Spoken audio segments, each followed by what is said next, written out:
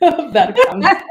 That's always going to be fun to you, the very last bit of the countdown. You should really do the thing that they do on, like on television sets and things where they go, and they don't actually say it out loud. So The problem is I can be that quiet. you want to be like, and we're live. Okay, let's go. And we are live now. Welcome, everybody. Settle in on your virtual chairs or standing or walking down the street and listening to another show of Books and Beyond. Hopefully you do have a video, though, because we have a very special guest today, Ruth Pierce. She's coming back to Books and Beyond because she is so strong, brave, curious, and hopeful. Like the title of her recently launched book, which made so many waves. Right, Ruth? It's just been launched, and it seems like it's popping up on all tops of Amazon and other places. I'm sure you will let us know where, but it has a very catchy title and stirs curiosity, I guess. So thank you for having us one more time in your busy schedule. I'm sure. I love coming on this show because last time you gave me a virtual cheesecake. So yeah, I know. Yeah. I owe you. Actually, so that's why you came again. You want another piece of... I'm very, very, very oriented towards food. So definitely. I am a sweet tooth myself, so that works out well. But I'll keep the housekeeping stuff and other announcements from the PMO leader for the end of this session, because I'm really curious to start discussing with you, Ruth. And I don't know if there's anything that you want to say about yourself. I think by now people already know for the most part, but yeah, welcome. And we will be talking for everybody today about the new book called Be Hopeful, Be Strong, Be Brave, and Be Curious. And there's a bit more to it about coaching. Yes, it's quite a long title. I provided what I thought was a working title to the publisher. And then I got sort of contract papers through and everything, and that title was there. And I went back and said, so when we decide on the final title, presumably that will all need to change in the contract. And he was like, oh no, we really like that title. So it's, be hopeful, be strong, be brave, be curious, how coaching can help you get out of your own way and create a meaningful life. I sort of put on paper the ideas I had for what the book was going to do. I didn't necessarily think it was going to have this, massive title. So it's becoming known as Be Hopeful, Be Strong, Be Brave, Be Curious, and just kind of staying there. That's the starting point, and then people ask for more, and then you probably go into the how coaching can help you, because that is what the book is about, right? It is yes. So and it was a total surprise to me actually to get the opportunity to write it, because I had written a book. Some people know already that I had written a book back in 2018 about project leadership and project team building. And I was contacted at the beginning of last year from this gentleman who had been following some of my posts and things on LinkedIn. And we had a conversation, and he said, would you consider pitching a book about coaching, but rather than the how to be a great coach, more about what might someone expect from going to coaching? What might it feel like? How can it help them? That kind of thing. And although I'm passionate about coaching, I had not given any thought to the possibility that I might turn what I've learned into a book. I'm already doing LinkedIn learning courses, and that seems to have been going quite well. And so I was like, all right, well, I don't mind exploring. Well, I really got into it, and he helped me, frame the pitch and everything. And Wiley Books accepted it. He's an acquisitions editor for Wiley Books. So I went from this not having thought about it as a book, having content, but not thinking about it as a book, to, hey, I need to write a book by the middle of October so that they can publish it in January, February. And that was quite a journey, I must say, a really interesting journey, because one of the things it made me do was really get clear about what it is that works in coaching, how it works, what I do, what I don't do, where to focus attention. Whereas I'd been sort of doing it intuitively and instinctively based on my trainings, I'd been doing it. But now I had to sort of put names to it, and actually say, and this is what we're doing here. So, so I've been really pleased by the response. The people there've been a few reviews already, and those have been very, very positive. So actually, I saw a few. I think there's a few on your website that are really good. I also found a few on Amazon. There's 4. There's 3 from the US and 1 from the UK on Amazon so far. So, and it's been out just over a week. So it's, Yeah, that's great, and people have a very good insight. I'm assuming based on the review that the people who are putting these reviews together are probably in the coaching business, because they do say that this book is a masterclass both for coaches and coachees, and also anybody who wants to just go on a journey on self-exploration. So I'm assuming that this is from a person who has the coaching experience. There's another. Yeah, the reviews are actually about 50-50. So there are 2 people who are most definitely coaches. And then there are 2 people who, one person does a little bit of coaching, but not the kind of coaching I do. But she's, more in the PMO field. And then there's somebody else who's also project management. So it's like 50-50 people so that's been nice that the coaches are positive, because I didn't write it with a thought of, I'm going to explain to coaches how to use this model. But it seems as though people are finding that in it, that it's useful for them as a coach just as much as it is for a non-coach. So that's exciting. Yeah, and I think it's also worth pointing out that in today's generation, where we use so much technology and we tend to forget about books, the fact that you're getting such good reviews, and people appreciate what we used to use all the time, very important. And I think we forget about this, because now everybody's our faces are stuck in screens, but we forget about the book. So when you come across a book that you actually appreciate and get the value from, it's rare. So congratulations on the book that was not meant to be a book, but it became a book. Thank you very much. It's been it's gone from somebody else's idea to a complete book in literally a year. So and not a year that was without its challenges, because I broke my leg, I moved twice, so it's not like I was just sort of 100% doing the book. So it's been a very interesting journey, I must say.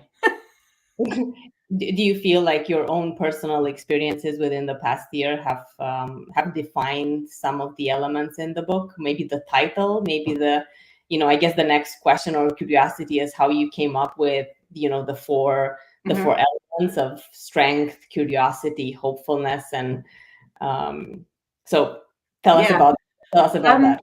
Well, so the name of the book came up very early, as I say, when we were doing the initial contracting. They said, "Oh yeah, we like this. This working title works as a title." So that was already in place even before I broke my leg in the middle of the year. We moved twice towards the end of the year, so that title was already in place. I have found there are a few things that have contributed to this. So when I first started working with character strengths, and a lot of people who've done anything with me before or attended an event or whatever will know that I'm a huge fan of character strengths. I discovered early on that I'm very high in curiosity, and at the start, I was not very high in hope. I was somebody who tended to expect the worst, and on a good day, I might imagine a good outcome, but I would put no energy into picturing that good outcome, because in my mind, it was unlikely to happen, and I'd rather be surprised, oh, that turned out great, than be disappointed that I'd been all positive and looking forward to something and, it didn't work out. then I did some research with project managers. When I did the other book, I was doing research on, well, what kind of strengths show up high in project managers? And I started to see that hope is a strength that seems to come up in project managers. Now, as the group of people who took the survey expanded and I got more survey results, that result became a bit more muted. But even so, it sort of piqued my interest, because it was like, well, that would kind of make sense, right? That a project manager needs to be able to keep in mind the vision of the project. You know, they're the people. In my first book, I called them the keepers of the flame, because they're the ones who bring us back to, yes, I know it's difficult. You know, yes, I know we're having challenges. Yes, there's been a setback. What are we going to do now? Because we still have this goal to achieve. So the hope thing really sort of stirred something up in me where I was like, I want to know more about this. And as I went into the theories about hope, I changed my view of it, because I've always tended to think it's something we say, oh, I hope so. You know, I hope tomorrow will be better. I hope things will work out. Someone at a presentation even said to me that her family, if you said, yeah, I hope so, they'd be like, this family doesn't rely on hope. You know, what are you doing about it? And as I got into the sort of science of hope, I came to discover that hope is that combination of seeing what's possible, but also deciding what steps you're going to take to try and get there, seeing avenues to potentially get to that goal, and being very clear about what can you do in order to increase the likelihood that the outcome is the outcome. And that seemed very pertinent to project managers. And as I did more study of hope, my levels of hope started to go up. So now I'm a person who I will look forward to the good thing, knowing that I'm going to do everything I can to make it work out. If it doesn't work out, you know, it won't be because I didn't put the effort in, and I'll handle the disappointment. No, yes, it will be disappointing that it didn't work out, but I'll learn something from it. Something will come from it. You know, it won't be a complete waste of time. So there was that personal experience. Everyone who knows me knows that I work with character strengths. So I think it's important that when you're working with people, they get to really focus on what's special about them. So maybe hope isn't a high strength for them. Maybe curiosity isn't. Maybe bravery isn't. Probably isn't, because it isn't for most people. But what are one or two of the strengths that you really lean on, you know, that you can really capitalize on? So there's that sort of personalization aspect of being strong, knowing what your strengths are, and then being intentional about how you use them. And then bravery came out as my second strength when I first took the assessment. It still does. And I thought the assessment was broken. So again, I did some more research into, well, what is bravery? What is courage? Are they the same thing? What are the signs that someone is being brave, courageous, whatever? So I got into that, and I came to realize that we can actually cultivate bravery and push ourselves to do things where at first look, we might think the risk is too high for the gain, but that we can look at this from different perspectives and really make sure that we're not missing out. And then curiosity is one of my high strengths, but we also know that there's lots of evidence that the right level of curiosity at the right moment is really beneficial for people. You know, it's good for memory, it's good for well-being. People who are high in curiosity tend to be more creative because they will look for different ways of doing things. And so I was, you know, really fascinated by curiosity, because it can also be my worst enemy. So that's how I came up with those 4 pillars. It's like I think we're all looking for this sort of magic recipe that, you know, is going to make us able to handle everything that we need to handle. And I personally don't think there is a magic recipe. I think, you know, we all need something a little different. But this to me seemed to get pretty close to, there were some basic things like, how do you cultivate hope, bravery, and curiosity in a positive way? And weave in things that are personal to you. And it's amazing that somehow you started, you know, that says a lot, I think, a lot about your curiosity. And that things that you weren't necessarily in agreement with, like the hopeful part, determined you to do more research, and you actually ended up, well, maybe not proving yourself wrong, just having that different perspective on it. And I think probably that's where you probably see a lot of people are, it's just a matter of perspective and how we look at things. Right. And knowing that you did everything, in your power to make something happen, and it didn't happen, the disappointment shouldn't necessarily be there unless it's a personal challenge, because you know that you did the best you could do. I think the disappointment more so should be there if you don't try, or if you don't do your best, if you just do half of it. Right. Well, I remember the first occasion I experienced that sort of change in mindset about hope. I was actually coming, so I live in North Carolina now, but at the time I was living in Massachusetts, and I was coming to visit a friend, and I'd been really looking forward to the visit.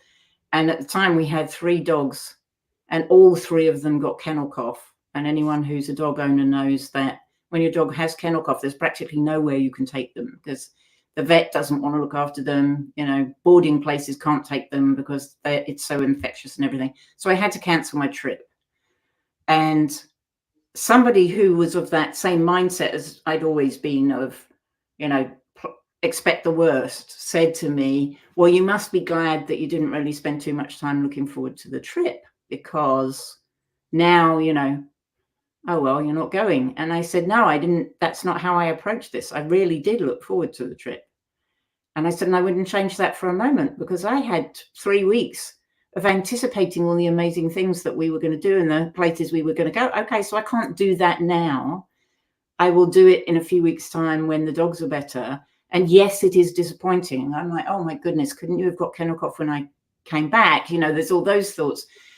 But I would have missed out on those 3 weeks of imagining. She lived in a place that had a swimming pool, and I was imagining that each morning I would swim. Well, I had the joy of thinking about, I'm just going to go downstairs, jump in the pool, swim each morning, and that's how I'm going to start my day. And that was a real eye-opener for me, because obviously it's a relatively trivial example, but I realized that I had been missing out on the pleasure of anticipation because of the fear that I might be disappointed. And that's ultimately not, because what if it does work out? Well, then you've missed out on the anticipation in the lead up to it working out. So you've missed, either way, you miss out on that period of time. So it's like, you might as well have the joy of the anticipation, even if you end up not having the joy of the execution. So that is a very interesting perspective, and I wonder how many people would actually look at it like that unless they would have somebody to kind of show them that different perspective. And you did it by yourself with just being fond of this research. But I guess, to your point and to the outcome of your book, it might be one of the reasons why, I guess, a good coach can help you see that perspective, right? Is that, I haven't personally done coaching, but I would, if I would, that's what I would want from it. Yeah, I do think that's one of the things that coaches do. Good coaches will challenge you. So, for example, if someone came and said, I've got this trip planned, kind of hope it works out, but I'm trying not to think about it because the last time I planned this, it didn't work out or whatever, then we would start asking questions about, well, what did it feel like when you did look forward to it, and have them explore, what are the pros and cons of the choice they're making, challenging them a little bit, to look at it from a different perspective. But I do think that one of the things that's very important when I'm coaching is that clarity about what hope is, because a lot of people that I've spoken to have an idea of hope as being somehow related to faith, that it is, and I'm not saying it isn't related to faith, but they have a particular expectation of it, which is that hope is putting your faith in a higher power or whatever it is to take care of problems, to make things okay. My God will look after me, or my God has a purpose for me, or whatever it is. And all of those things can be extremely valuable to people, and I would never challenge that. But what I do challenge is this idea that we are sort of powerless, that this higher being is going to be so much in the detail of everything that everybody is doing on the planet that they're going to determine the direction that things go. I think it's more that this higher being, if there is one, puts resources in front of us, and it's up to us to pick and choose the resources and combine them for an outcome that we're looking for, right? So I think there's a kind of, and coaching is the same. Coaching is a resource that helps boost your ability to accomplish things, to get what you want, to be the person you want to be. It isn't that we come and say, take 2 teaspoons of this and you will be a better person. It's that we help you discover, oh, you know what, I've got this, I've got this, I've got this. I need that. I can get some training in that in order to be as effective as possible. And I think all of these things, that's what the hope piece is about to me, is this belief that we're going to recognize those resources and implement those resources and do the best we can with them. And at least some of the time that's going to work out well. That's amazing. So the coach is actually looking out for you. I think sometimes we miss that because we live in society where nobody really looks out for you but yourself. So probably a lot of people, we tend to maybe, I don't know, copy what we see others do. We forget that each of us is actually unique and there are things to explore, but you can't really explore them if you're looking at your neighbor. You're going to see what your neighbor has. Right. You can't really copy that. So I think that's amazing, and probably the book has the power, has basically your experience in it. So it's a powerful tool. Well, and I'm always at pains to make it a combination of experience and evidence, but also founded on the research that we have access to at the moment. One of the things I love about science is it's always changing. It's the best explanation we have today for why things work the way they do. So I fully appreciate that in 10 years' time, someone may look at this book and say, oh, well, we know differently now. I get that. But I want the book to be based on scientific principles that we currently believe in. It isn't just a matter of me saying, hey, this is what I've seen my clients do, or this is what my own personal experience has been. I want it to be grounded in something solid and repeatable, because I want other people to be able to take these ideas and use them for their benefit. And that's only going to be possible if there's an actual underlying reason why it works, and not just, that seemed nice, it worked for me. So. And you had a few case studies in that are detailed in the book. What was the aim for those? So initially, well, there's a couple of things. When I was talking to the person who, thank goodness, invited me to write the book, there were a few things that I said, which was, one of them was, I'm one voice and one set of experiences. And my personal set of experiences is quite eclectic. I've got a strange combination of education and background and stuff like that, but it's still only one combination. And I said, so I want to be able to consult other people and bring their ideas into the book. So as we tackled each of these topics, like curiosity and bravery, I went back to, I had a whole team of people where I would go back to them and say, hey, what are your thoughts on bravery? Or I might ask them, how much can we cultivate bravery and how much is it just already instilled in us? So I was already in that mindset that I wanted to bring other voices in. And then as I was starting to think about, how do you convey to someone who maybe hasn't had any experience of coaching at all, or their experience of coaching has been sports coaching, which to me is actually quite different because there's a teaching component. typically to sports coaching. How do you get across to someone what it would potentially be like to sit in a room with a coach virtually or in person and go through that process? The other thing I wanted people to understand is being a coach is really hard work. And very often people will say, I mean, my own teacher, one of my first teachers said, let the client do the work. And this seems, I understand what that's about. It's like if you come to coaching and you're not prepared to put effort in to make changes and things like that, you're not going to get anything out of coaching. It doesn't matter if you're working with the best coach in the world. The coach can't make change for you. They can help you discover how to make that change effective for you, but they can't do it. Oops, I'm sorry. They can't do it. And so I thought the case study idea would be a way of people seeing the interaction between a coach and the client in different situations. And of course, they're just examples. Different coaches might handle each of those situations differently. But also to get a little glimpse of what the coach is thinking. So I remember, for example, one of my favorite chapters is about curiosity, where we look at just how curious should a coach be, because typically we say curiosity is the number one skill for a coach.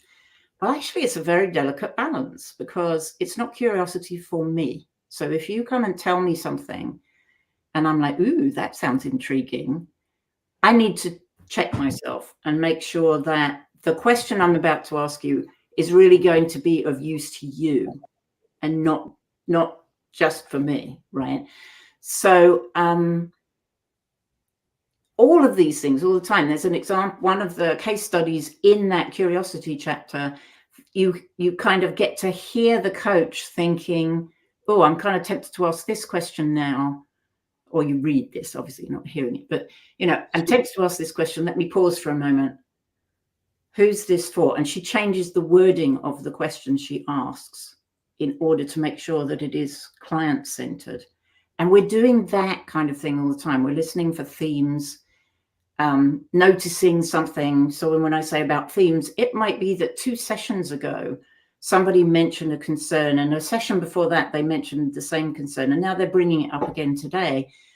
We need to be able to put those links together and say, you know what, this comes up quite often. What do we need to do with this? What is it about this?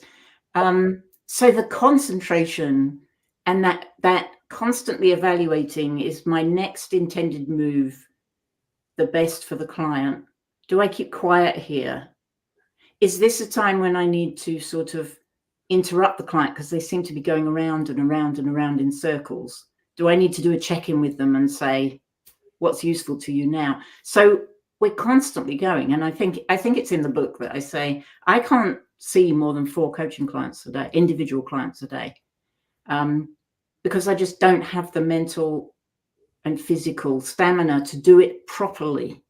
Of course, I can plonk myself in front of a 5th person, but they are not going to get a coach. They're going to get, a sort of cardboard cutout of a coach.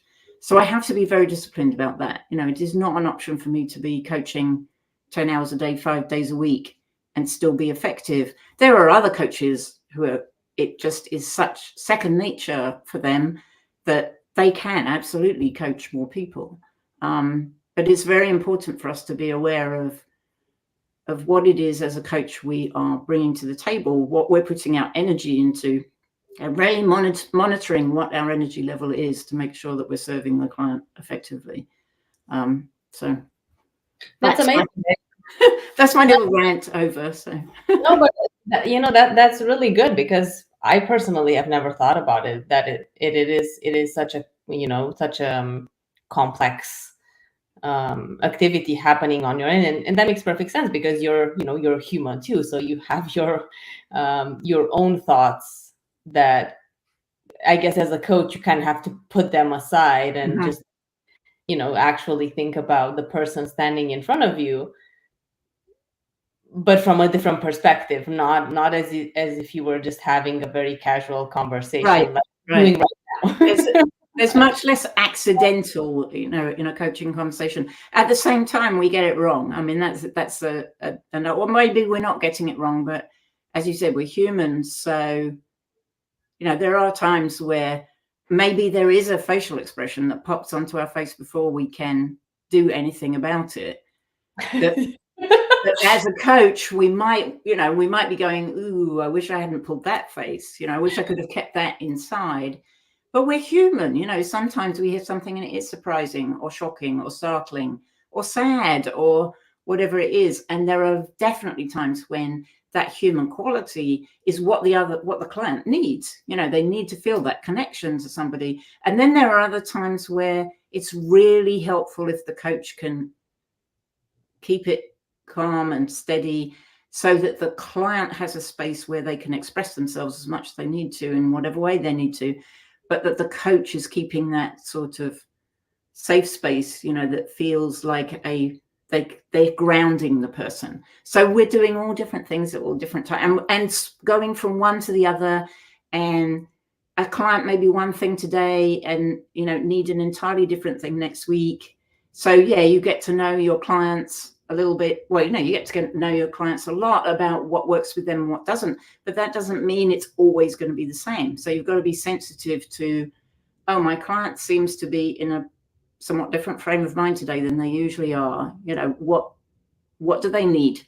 And the easiest thing to do is to ask them what they need. So so it's a very fluid, challenging, amazing thing. And I absolutely love it. But yeah, I have to recognize that I don't have an infinite capacity to do it.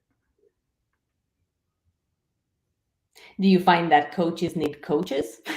Absolutely. Yes. Yeah. There's a tremendous value in having coaches in different contexts. So first of all, we need coaching in some of the same things that our coaching clients do. We all know that it's very easy to see what's going on with someone else. It's not always easy to see what's going on with us. So, and I have learned a lot from my coaching clients. So I've learned a lot about habit change because I know the theory. I share we work through the theory together, but then I see them implement it. And I've now got this role model. You said people copy what they see. Absolutely. Now I've got this role model, and it's like, my client did that. If my client can do that, I can do it. I've completely given up alcohol and taken a few times I've given up alcohol. I don't think I was a crazy drinker, but I've decided that I should just not drink it. Basically I'm drinking poison every time I have a drink. So I watched how other people changed their habits and changed the narrative for myself. And now I'm in this mode of, it is not, well, maybe I could have a drink. I just don't think about it. It's like I have taken that out of my realm and put it over here somewhere. And I'm not oblivious to the fact that there might be times when it'll be like, oh, maybe I would have a drink today. But so far it has been almost like a light switch. I turned the switch off on the 1st of January and that's it. I learned that from my clients. I learned, how they set their intention. I learned how they thought, that I saw them do what I've learned works. And that was tremendously powerful for me. So as a coach, I learn from my clients as well. That's nice. That's nice to hear. One of my teachers would say that we should not be learning from our clients, but I happen to disagree with that particular perspective because, again, it's a human experience, right? And if I learn from my clients, that's going to make me a better coach for the next go around. So to answer your question about do we need a coach? Yes, we need a coach. We get some feedback from working with the clients. It's very beneficial to work with coaches where you can take challenges to those. So having like mentor coaches who maybe are more experienced or have a different set of experiences so that you can go to them and say, I've got this client who seems to be stuck in it, and they'll explore different ways that you can move that client forward. So there's the coaching for yourself, and then there's the coaching for your coaching. And it's funny that we call them mentor coaches because it's still coaching. And to me, mentoring and coaching are not quite the same thing.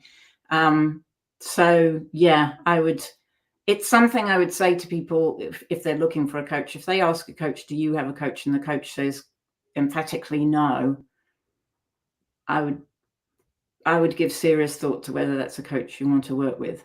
If they're just having a break from having a coach, that's one thing. But if there's someone who sort of feels that they know what they need to know about coaching and they don't need any other input, that would give me pause. Maybe other people would be fine with it, because I think we should be on the receiving end of what does that feel like? What does coaching feel like? It's good to be reminded that there are times when coaches touch on something, it's a real sore point. And we need to be reminded of that, not just intellectually, but by actually experiencing it. Yeah. And do you cover in the book, do you focus on a specific types of coaching, or is it more of a general coaching that is not sports coaching? It is more of a general coaching. I would say it's tending towards people in a sort of professional environment. Typically, they're going through some sort of transition. So one of the people in the book, one of the case studies is about a woman who's lived abroad for a long time, and she is contemplating a job change that would bring her back to North America. And, so it's that sort of transition point. She's also in that mode of, I'm somewhat close to retirement, but not close enough to actually retire. So how much do I want to take on in terms of new roles? So all of that exploration about where am I in my life? And I think that's a typical theme for the people that I coach is I feel as though I'm at some sort of inflection point in my life and I'm not quite sure how to find the next part of my journey. And they use coaching to find out. Sometimes, though, it's people who are trying to get a promotion. I've coached a lot of people who are specifically trying to get promoted in the company they're in. Less so career coaching. I don't tend to do the sort of career change coaching, but a lot of what's in the book is still applicable to those other kinds of coaching as well. And then, of course, group coaching is my passion. I should just say that I love group coaching. So. Group coaching. I actually wanted to ask if group coaching is actually doable, or do you have to be more in a one-on-one setting? It's a different experience, and obviously, if you're one-on-one, the confidentiality aspect is much easier to manage because it's just me and the client, and the client gets to choose what's confidential and what's not, and I just don't share anything. So that's easy. Whereas with a group, we can all put our hands up and say, yeah, we're not going to share anything we hear, but we can't. I've got no control over what any group member does when they leave. So things in a group tend to, in theory, they don't get as personal. In practice, I've found that the groups establish a level of trust and they come to a point where they know what they can and can't share safely. And it varies from group to group. So I'll have some groups who are very much on the professional, how do you do this at work? How do I become a better project manager? How do I manage people? It's that kind of theme. And we do incorporate personal things because of what people find personally difficult in being a leader, but we don't get into personal stuff so much. And then I've got other ones, like at the beginning of COVID, I ran a group that was for people who were working in the office on Friday and working from home with the entire family at home on Monday. That was the general premise, this sudden, okay, you work from home now, off you go. Oh, your kids are home from school as well, and they need to be on the internet. And so we brought this group together. That was a lot more personal because people were going through personal struggles of, how do I adjust? What's this going to mean for my job? How are my kids going to get educated?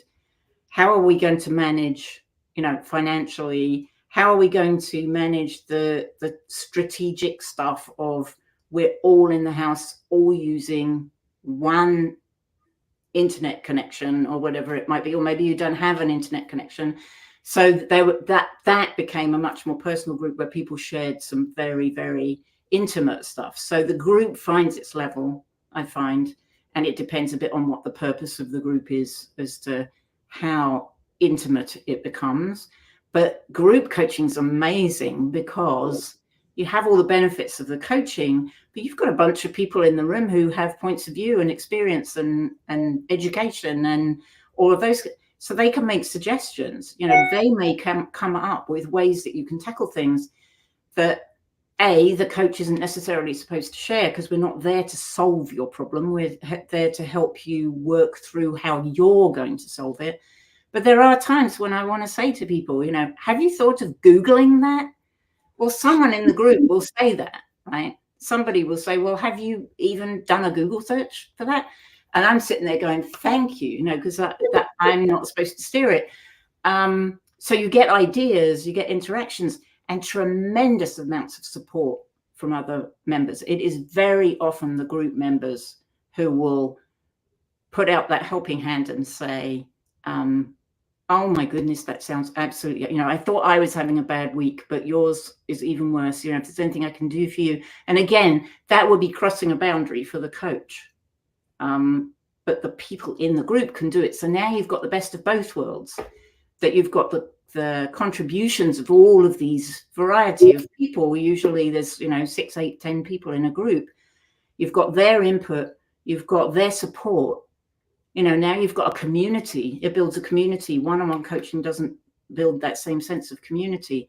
There's a lot. And then there are times where you want to either do one-on-one coaching because there's something very specific you want to work on, or you want to supplement group coaching with one-on-one coaching. So you might want to be in a group, but once a month have a one-on-one session or something like that. That can work very well. But there's tremendous value, I think, in group coaching in so many ways. Yeah, that sounds pretty amazing. I would have a, and I'm thinking, you know, while you were presenting and describing what happens there, I was just thinking there's a, and related to the fact that you're doing a lot of in transitioning from different stages of their careers. Project management, I assume, is a great, I mean, a great place to, you know, to start, because there's a lot of turnover there. A lot of transitions happening, and I think a lot of benefit can come up from for project managers from coaching, just because of the, I guess, security, but not so much of your own role. There's a lot of, you know, we have a lot of discussions at the PMO leader and outside about, you know, how much power does the project manager actually have in the role, and, you know, there's a lot of, I guess, frustrations that are happening, and, you know, trying to tackle all these many responsibilities, but not exactly knowing where you fit in the group. So I think that I find there's huge potential for coaching with project managers. One of the challenges is they're very often at a level in the organization where an organization won't sponsor coaching for them. So they're trying to do it out of pocket. You know, if you're a leader that it's anticipated that at some point you're going to, you know, get to the top, you're going to have a corner office, you probably have a coach. If you're in a relatively, you know, moderate, medium to large size company. If you're somebody that you've got an HR complaint against you because, you know, you rub people up the wrong way or something like that, you may well have a coach, because that might be part of the process.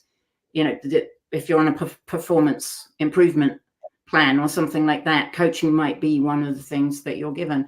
But people who are sort of coming in and doing a steady, somewhat repeatable job very often don't get the opportunity for coaching, and yet that it can be tremendously beneficial. So yeah, that's something I'm trying to find at the moment, is a way in to work with more project managers, because it needs to be affordable for them to pay out of pocket very often. But of course, the other thing I would love to explore is with PMOs of, you know, implementing coaching programs at the PMO level that then gets distributed to the project managers, because we see amazing. I mean, I've seen project managers have coaching, and within 2 or 3 sessions, they're making a huge impact with what they're getting from the coaching, because it gives them an opportunity to take care of. I think project managers have the potential to be very powerful. We don't have authority. We can't stand there and say, you must do this because I am the project manager and I'm telling you to do it. But we have a tremendous capacity for influence. And these things that we're talking about, you know, hope, strengths, bravery, curiosity, get a good combination of those things, and you can be extremely influential with people. And that's what project managers need to build on, is you have to persuade people to get on board with you, because once they do, they're going to travel with you, they're going to support you, they're going to advocate for your point of view. It's actually ultimately more effective than having authority on paper to say, you must do it this way. Influence lingers. You know, when you leave the room, your influence stays. Authority leaves the room with you. So I'm a big believer in that, but we're not at the point yet where I think a lot of project managers have the chance to really understand how that can work. So yeah, I would love to see more project managers getting access to coaching. And I think group coaching is a wonderful way of doing it, because then they can learn from each other, and, you know, that sparks ideas and all of that kind of stuff. So that's the other thing, is I think project managers are a great group for doing group coaching, to learn from each other and to build that sense of community and have that support amongst each other. Now there's someone you can go to and say, you'll never believe this, and they'll say, yes, I do, because the same thing happens in my place, you know. So yeah, I know, and I really appreciate the there's many communities on social media, like LinkedIn, for example. There's many groups where project managers, you know, random, not knowing each other, just come together, I guess, united by similar interests or issues, and they just kind of come together. It's very nice to see, you know, that kind of union forming by people sharing similar thoughts. So yeah, and it is definitely something to explore.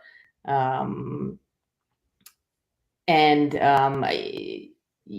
was thinking, you were talking about this, and I was thinking that I remember attending your previous LinkedIn course, the one about bravery, when you were already about bravery, and that was an amazing learning course. Are you going to? I know you have a plan to launch something in the near future. Some more learnings on LinkedIn. You seem to enjoy collaborating with them, and I hear that it is actually a good platform to do trainings on. Are you? Can you share anything about what's coming, or is it a secret? No, it's not a secret.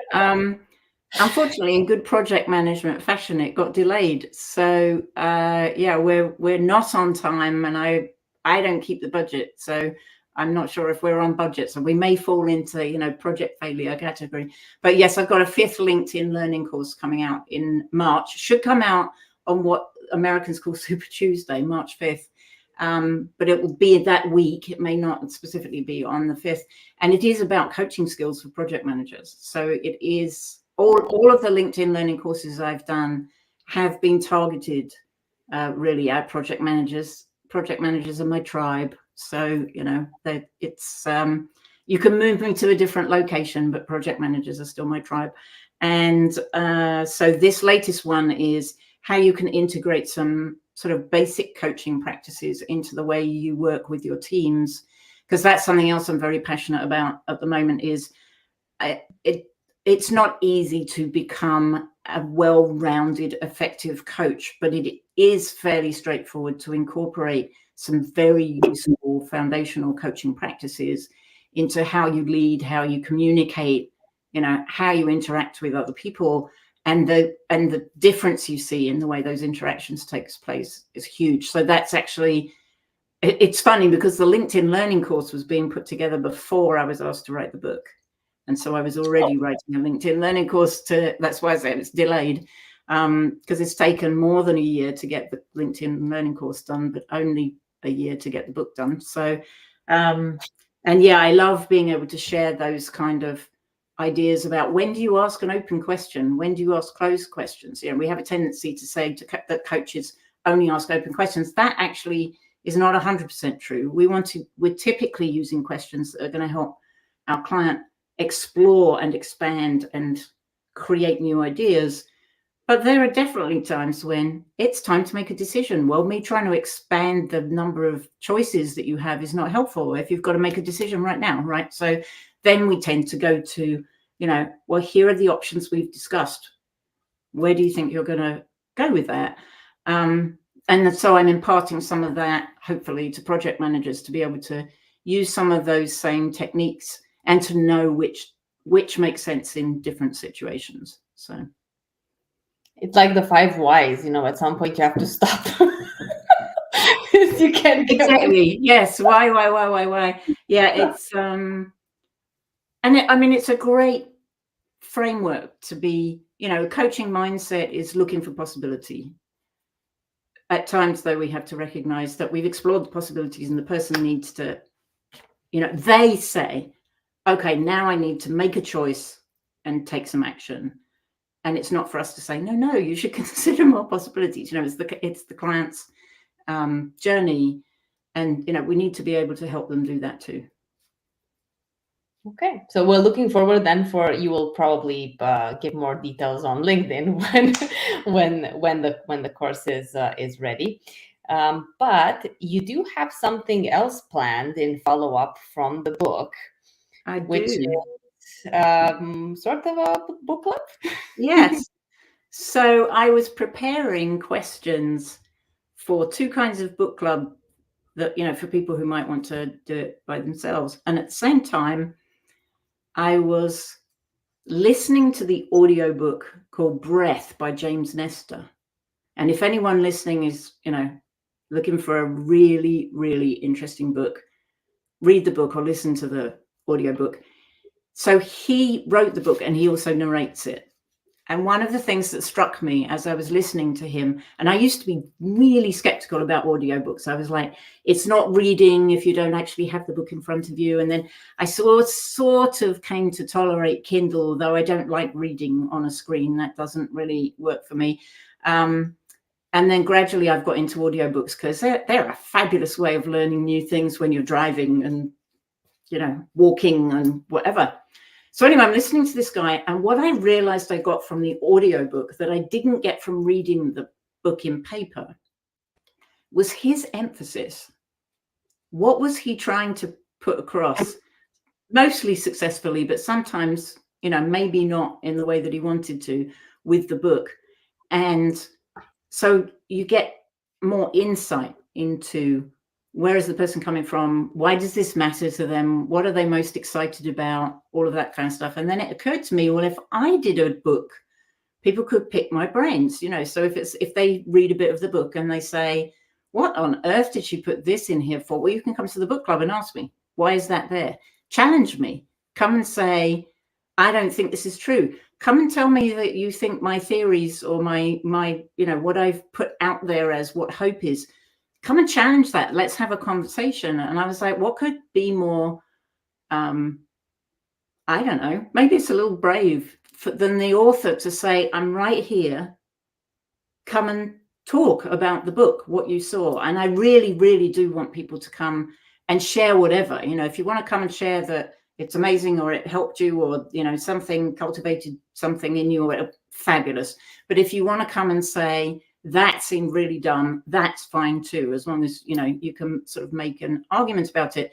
So, and then the other thing was when Wiley they started advertising the book on Amazon, I saw the price point, and the price point is pretty darn high for a book. I've had feedback from people that it is still worth it, because as you said earlier, somebody described it as a masterclass. So they say it's still worth it, but I was like, you know what? I didn't anticipate it was going to be at a sort of textbook price of $45. I thought it was going to be more in the sort of $20 range. And then I was like, well, but if purchasers can come to the book club, so it's 11 months of meeting once a month.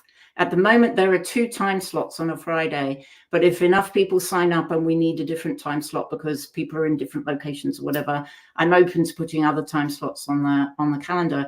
But basically, the cost of entry is that you have to have bought the book. I reserve the right to ask you to prove that you bought the book, but in most cases, I'm either not needing to or I'm just not doing that. You sign up. It's the 4th Friday at the moment. It's the 4th Friday in every month from March to January. If we get through my book really quickly, we can choose another one as a community and we will dig in. I've got some ideas, but maybe it's Breath. Maybe we review Breath because I do think that's a very powerful book. And then we'll see where it goes. It's definitely going to last for the 11 months. There's no other fees or anything. Just you have to have bought a copy of the book. And if you put a review on Amazon, even better. How do people register for the book club?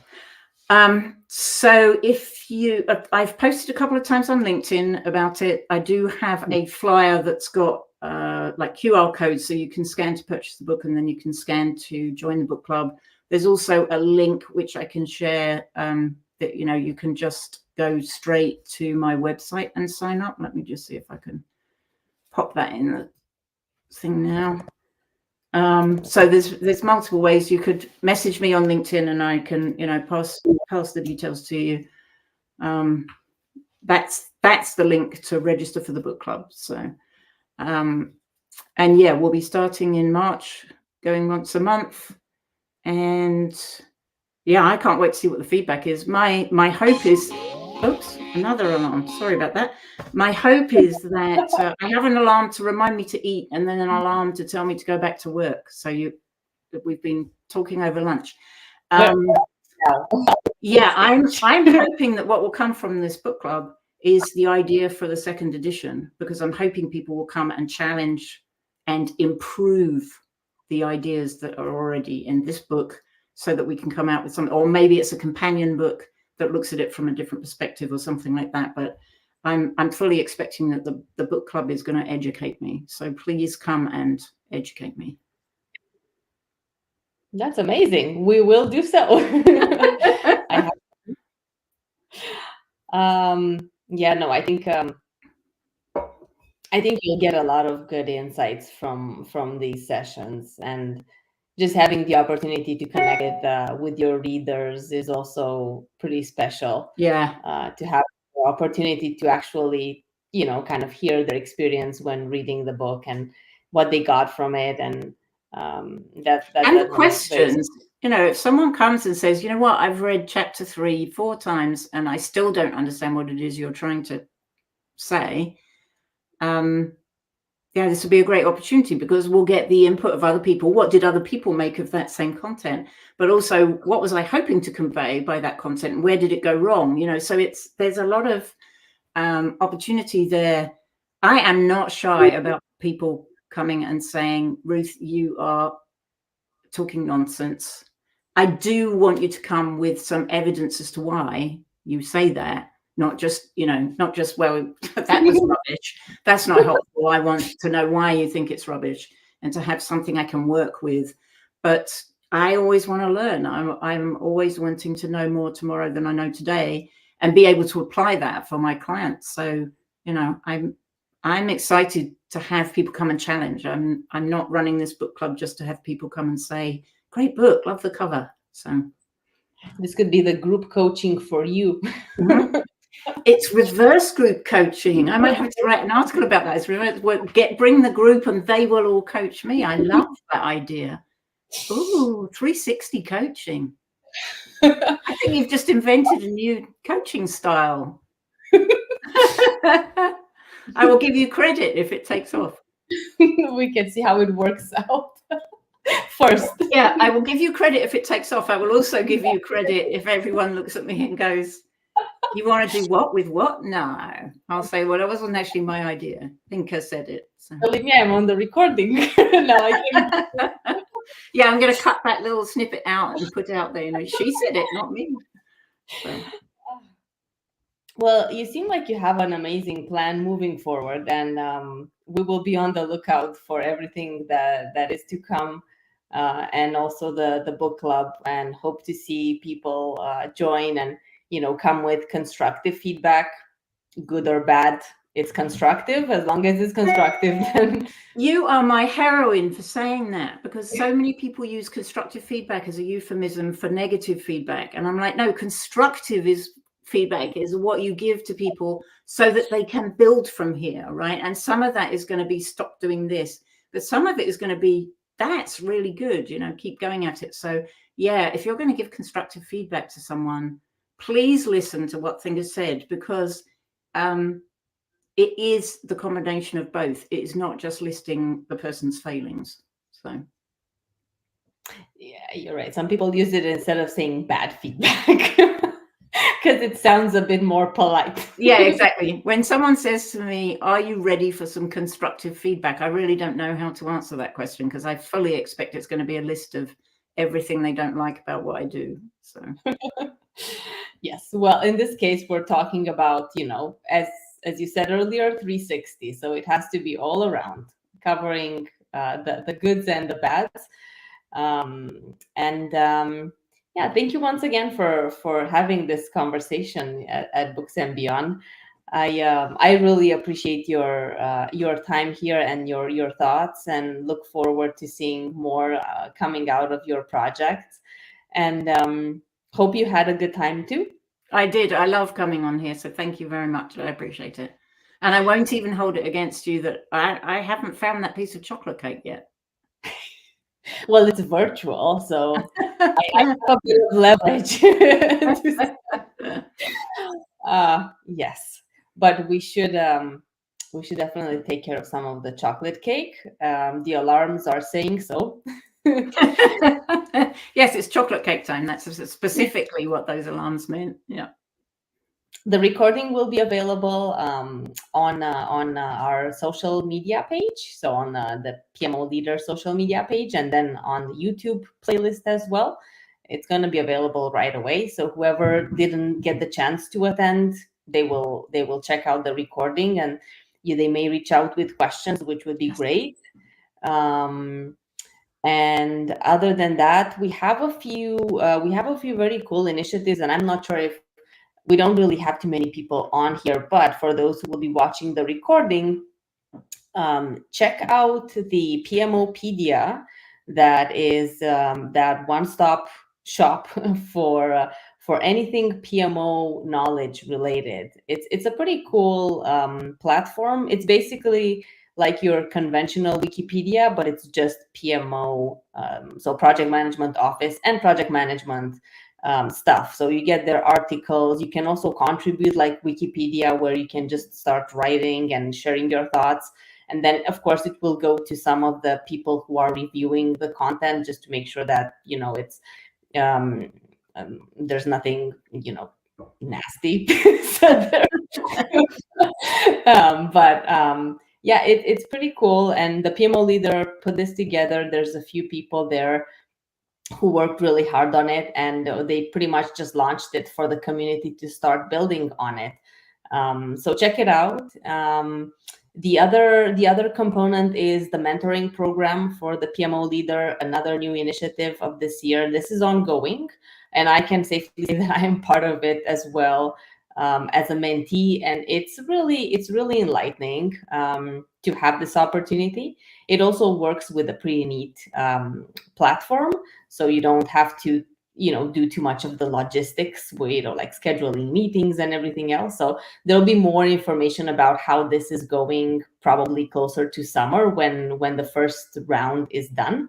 So then they will start new applications for round 2, so be on the lookout for that. And then another piece that will probably be more detailed in the upcoming future is about the research program. We are, as the PMO Leader, we're trying to see, what the level of academia involvement is when it comes to project management and project management office. And we're looking at it from a perspective around the world, in terms of what universities are covering these kind of studies. How can we, as a community, help universities, students who are coming close to finalizing, they're looking for internships. So we could put together different workshops, or advisory boards or whatnot. So there's going to be more information on that. This is just more of a glimpse of what the PMO Leader has been cooking for 2024. We find a little bit more simplicity and focus on kind of our actions.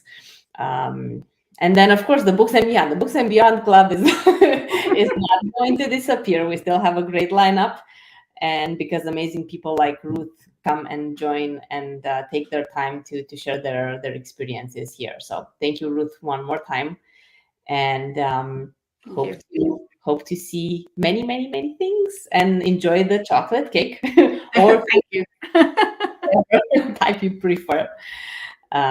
Yes, and I think we can consider this one a wrap. Have a great day, everybody, wherever you are, and we will be in touch next month. Goodbye for now.